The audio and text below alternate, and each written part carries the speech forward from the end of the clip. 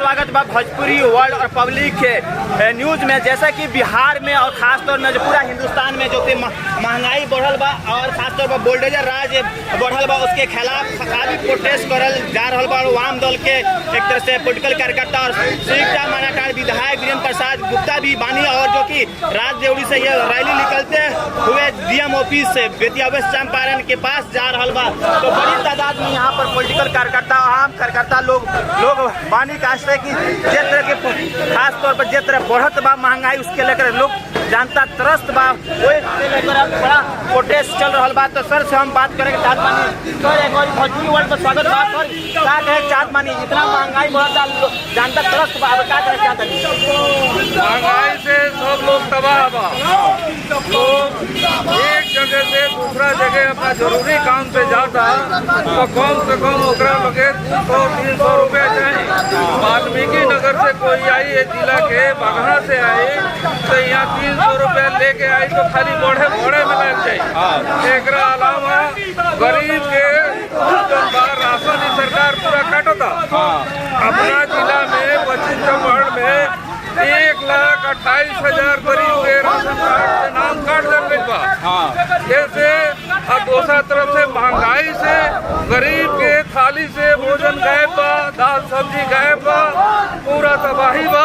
आम आदमी जौन बा पूरा पूरी, चाहे वो दवा के दाम होके, किताब कॉपी के दाम होके, सब्जी के दाम होके, तमाम तरह के जो जरूरी जिंदगी के चीज बा एमे आम आदमी आज सकत नहीं खा। पूरा बुलडोजर चला रहा बा मोदी सरकार, पूरा जनता के राशन देकर ही सरकार में वोट लेकर आई बा और राशन में लोग के नाम काटत बा, तो बड़ा गरीबन लोग पर बड़ा प्रभाव पड़ी। हाँ बिल्कुल, ये सरकार जोन बा अपन असली रंग अब दिखा रहा बा। जो सरकार जोन बा अभी गरीब के राशन काट के, गरीब के घर उजाड़ के, तमाम लोग के जो रोजी रोजगार बा ओकरा के छीन के जो छोटा मोटा काम करते रहे लोग, कोरोना में ही बहुत लोग के लाखों करोड़ों लोग के रोजी छीन रहा। अभी भी लोग के रोजी रोटी सरकार छीन रहा बा। नया नौकरी नया काम कहीं नहीं थे, पूरा तरह से तबाही बा। नौजवान सब दिशाहीन बा। भारत के भविष्य मोदी के राज में पूरा नौजवान लोग के जो भविष्य वालों वो लोग के अंधकार में हो गए। और भी यहाँ पर है लोग का तो चाहत नहीं सर, बुलडोजर राज चल रहा बा और महंगाई बढ़ रहा बा और राशन कार्ड से नाम काटल जाता, तो गरीब लोग तो क्या खाएगी? देखिए ये सरकार जो बात तो साफ गरीब विरोधी बा, दलित विरोधी बा, अल्पसंख्यक विरोधी बा। एकरा अपना राज सत्ता के अलावे जनता के भूख से, जनता के कोनो मतलब नहीं है ऐसे। और अभी जो अभियान चला रहा बा, लोग भूखे मर रहा बा, महंगाई बढ़ रहा बा लगातार। आज देख रहा बानी कि राशन कार्ड से लोग के बड़ा पैमाने पर 1.5 लाख से ज्यादा लोग राशन कार्ड से छटनी हो गई लोग के।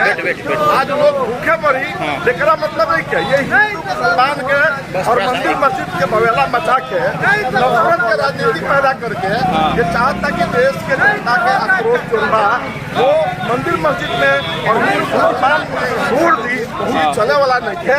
आम दल पूरा इस बात पर एक बा और ये लड़ाई आगे चली। हाँ सर, क्रांति सर का चाहत मानी तो बुलडोजर राज चल रहा बा, तो बिहार में भी ना आजा बुलडोजर राज से और महंगाई के खिलाफ प्रोटेस्ट करता नहीं।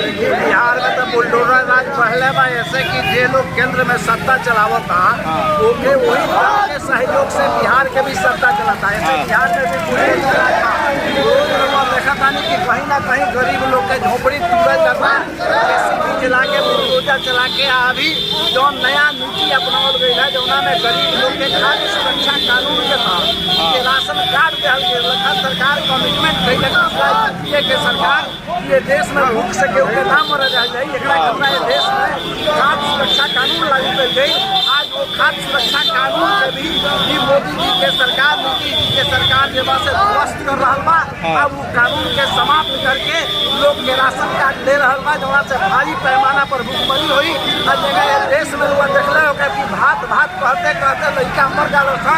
अब आने वाला समय में बहुत काफी लोग के पास भात भाता लोग रहते, मरीज अन्न के अभाव में, दवा के अभाव में, रोजगार के अभाव में इस सरकार देना है देश के लोग के मुआवजे ओके, के देखो चाहता। हम जैसे कि हम देखावत बानी, जैसे कि बड़ा प्रोटेस्ट रात देरू से निकलता हुआ चलल बा डीएम ऑफिस हाउस पर, तो यही करके बड़ा सा प्रोटेस्ट जो कि कहीं ना कहीं बेरोजगारी और बुलडोजर राज बढ़ता उसके खिलाफ बड़ा प्रोटेस्ट बा। तो बहुत आम जनता भी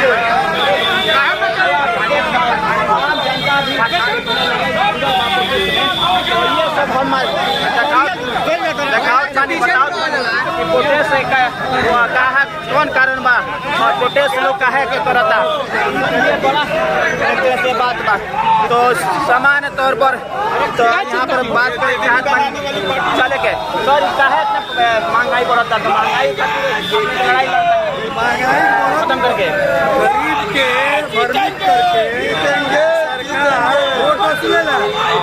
टोटल गरीब विरोधी सरकार है। कानूनी बात बा कि राशन का जांच होके के चाहिए, जांच करके जो वो लायक बा जेकरा नइखे लायक ओकरा नंबर कटता, आ जे लायक बा बिल्डिंग बा मकान बा ओकर नंबर वर्षों से मिलता। लेकिन जो गरीब भूमिहीन अति पिछड़ा देवा सबके नाम काट दिया गई टेबुल पर बैठ के।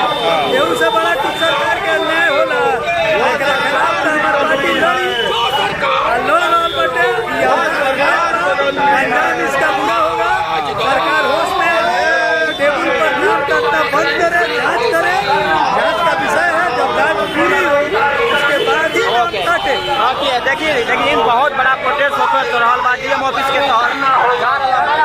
एक तरह से आम पब्लिक भी बा और हमारे कलकत्ता और जो कलकत्ता जो वर्ल्ड सब लोग प्रोटेस्ट करता। तो बहरहाल अपने देखते हैं भोजपुरी वर्ल्ड साथ में पब्लिक न्यूज देखी और साथ में जामिया वर्ल्ड। हम है तस्लीम बिहार के चंपारण बेतिया से।